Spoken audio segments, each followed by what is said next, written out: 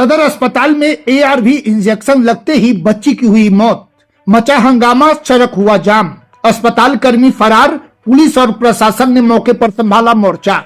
नमस्कार, प्रणाम, आप देख रहे हैं मिथिलांचल न्यूज। समाचारों के साथ मैं कुमुद कुमार चौधरी, सन ऑफ मिथिला। बक्सर सदर अस्पताल में मंगलवार की शाम उस वक्त अफरा तफरी मच गई जब एक 7 साल की बच्ची की मौत एंटी रेबीज इंजेक्शन लगने के चंद मिनट बाद ही हो गई।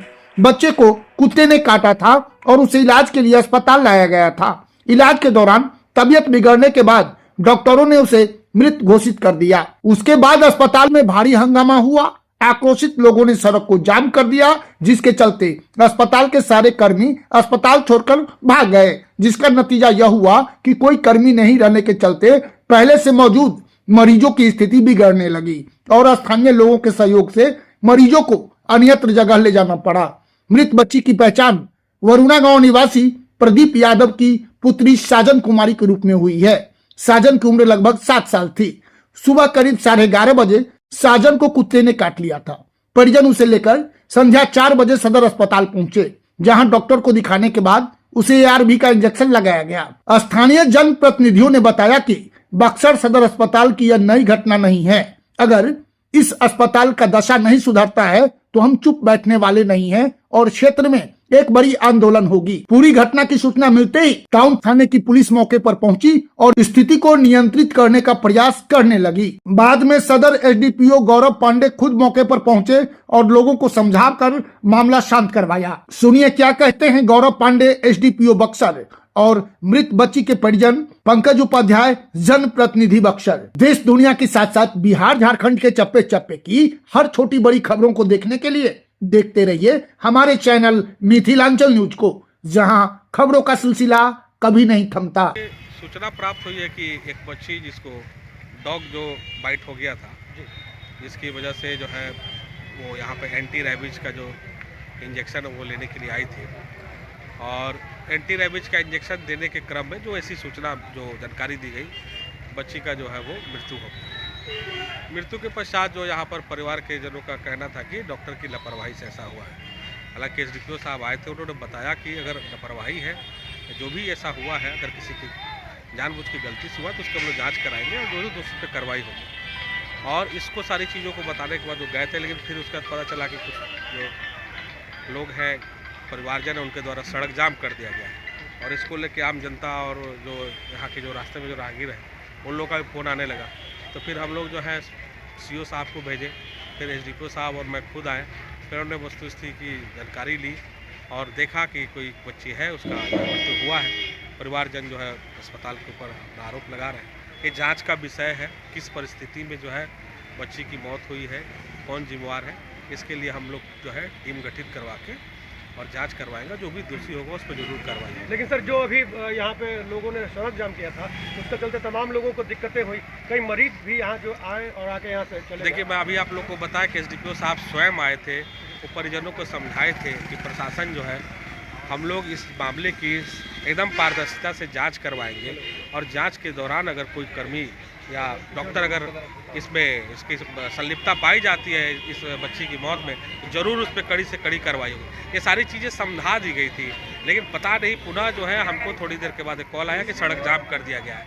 अब जो भी लोग हैं, समझाने बुझाने के बाद भी जो ये सड़क जाम करके जो अव्यवस्था की है, ठीक है, उन लोगों को भी हम लोग नोटिस में लेंगे, क्योंकि ये एसडीपीओ साहब जब खुद आके समझा के गए हैं तो थोड़ा प्रशासन का तो आपको मान रखना पड़ेगा। अगर आप नहीं रखे हैं, फिर भी सड़क जाम कर दी है, उसकी वजह से सैकड़ों गाड़ियां लगी हुई है, कुछ जो मरीज है जो क्रिटिकल कंडीशन में जो इलाज कराने आ रहे हैं उनको भी तकलीफें हुई है। तो ये सब जो बातें हैं वो कानून की विरुद्ध है, इसको बर्दाश्त नहीं किया। ये चीज़ ऐसा नहीं होना चाहिए। आपसे जब हमारी बात हो गई, हमने आश्वासन दिया हम जाँच करेंगे, हमने सारी बातें बताई और हम जो पीड़ित जो बच्ची है उसके परिवार के साथ है, हम लोग की पूरी सहानुभूति है। ऐसी घटना दुर्घटना किसी के साथ ना हो। तो इतना सब करने के बावजूद भी फिर जो है विधि व्यवस्था को हाथों में लेना, सड़क जाम कर देना, ये जो है गैर कानूनी। यही घट गया भाई साहब कि यहाँ मासूम बच्चे को मारा जा रहा है बक्सर सदर अस्पताल में। क्या हुआ था बाबू को? इसको कुछ नहीं हुआ था, ये हुआ था कि जा रहा था दुकान पर कुत्ता काट दिया पागल। ये आया सुई लिया, यहाँ दवा सुई के लिए आदमी लेकर आया, यहाँ गलत से सुई दे दिया। 2 घंटा आए, आधा घंटा में इसका प्राण चल गया। मैंने थोड़ा ही देर में इनका प्राण चला गया।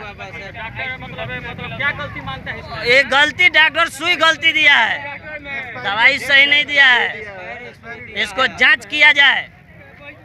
सदर अस्पताल का कैसा व्यवस्था मानेंगे? यहाँ व्यवस्था कुछ नहीं है, यहाँ कुछ व्यवस्था नहीं है। इसमें जितना लोग है काम करने वाला, किसी का पास सर्टिफिकेट नहीं है, किसी का नहीं है। ये जो गुजरे हैं कौन है आपके? ये मेरा भांजा है जी, इनका नाम संध्या है, कहाँ का रहने वाले? बरुना गांव का रहने वाले हैं। मेरा घर चक्की हुआ। देखिए, 3 बच्चों को एक साथ कुत्ता काटता है। 2 बच्चे निजी अस्पताल में जाते हैं, उनका इलाज होता है, वो सही सलामत अपने घर पे है। एक गरीब परिवार अपनी बच्ची को लेकर सदर हॉस्पिटल आता है। अस्पताल प्रशासन द्वारा जैसे ही बच्ची को इंजेक्शन दिया गया, 1 मिनट के भीतर बच्ची मर जाती है।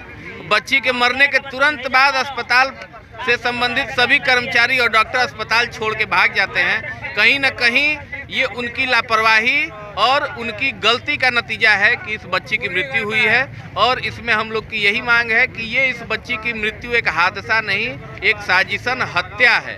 और जब तक डॉक्टर, कर्मचारी, सभी लोगों पे इस बच्ची की हत्या का मुकदमा नहीं दर्ज किया जाएगा और अविलंब इन कर्मचारियों को निलंबित नहीं किया जाएगा, तब तक हम सभी लोग यहाँ सड़क पर बैठे रहेंगे।